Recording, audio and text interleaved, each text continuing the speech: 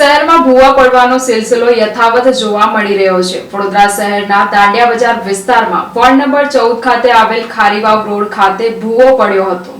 હજુ તો ચોમાસાની શરૂઆત જ થઈ છે, તેમાં પહેલા જ વરસાદમાં વડોદરા શહેરમાં ભૂવા પડવા લાગ્યા છે। વડોદરામાં ગતરોજ મેઘરાજાની એન્ટ્રી થઈ ગઈ છે, ત્યારે વડોદરા શહેરમાં ઠેર ઠેર વૃક્ષો ધરાશાયી થયા હતા, ત્યારે અનેક વિસ્તારમાં ભૂવા પડવાના સિલસિલા યથાવત જોવા મળી રહ્યા છે। ત્યારે વડોદરા શહેરના દાંડિયા બજાર વિસ્તારમાં આવેલા ખારીવાવ રોડ ખાતે વહેલી સવારે ભૂવો પડ્યો હતો, જેમાં આ રોડ પાલિકા દ્વારા 2 મહિના પહેલા જ ગટરની કામગીરી કરવામાં આવી હતી। આ રોડ પર અસંખ્ય વાહનો પસાર થાય છે અને આ વિસ્તાર અનેક હોસ્પિટલો પણ આવેલ છે। જો કોઈ મોટી જાનહાનિ થાય તો જવાબદાર કોણ? સાથે પાલિકા દ્વારા આ રોડને વહેલી તકે કામગીરી કરવામાં આવે તેવી સ્થાનિક લોકોએ તેમજ સામાજિક કાર્યકર દ્વારા માંગ કરવામાં આવી છે।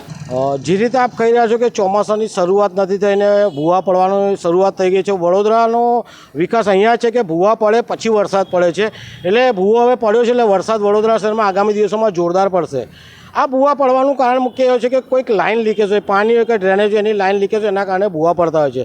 2 મહિના પહેલાં જ આ રોડ બનાવ્યો છે, ત્યારે અધિકારીઓનું ધ્યાન નહીં ગયું હોય, કોન્ટ્રાક્ટરનું ધ્યાન નહીં ગયું હોય કે આ જોયું જ નહીં હોય, એના કારણે આ ભૂવો પડ્યો છે।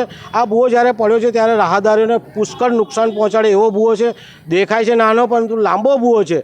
વડોદરા મહાનગર સેવા સદનમાં જે તે મેવા લોકો કમાઈ રહ્યા છે, ભ્રષ્ટાચાર રૂપી મેવા, એ નગરસેવક હોય, કોન્ટ્રાક્ટર હોય, ધારાસભ્ય હોય, સાંસદ હોય, તમામની એક ચેન સિસ્ટમ ચાલે ને ચેન સિસ્ટમના કારણે વડોદરા શહેરની જનતા જે વેરો ભરે છે, વેરાનું વળતર મળતું નહીં પરંતુ એક કળતર મળી રહ્યું છે।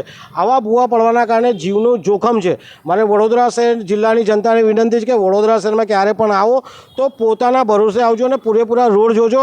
વડોદરા મહાનગરપાલિકાના ભરોસે વડોદરા શહેરમાં આવતા જતા નહીં, બાકી આપણા જીવને જોખમ છે। વારંવાર આવા ભૂવા પડે છે, સ્માર્ટ સિટીની વાતો કરી રહ્યા છે, કમિશનર બાયો ચડાવી રહ્યા છે મોટી મોટી વાતો કરીને, એટલે ક્યાંક કહી શકાય કે વડોદરા મહાનગરપાલિકા દ્વારા વડોદરા શહેરના સ્માર્ટ સિટીના નામે મસ્ત મોટો ભ્રષ્ટાચાર આચરવામાં આવી રહ્યો છે।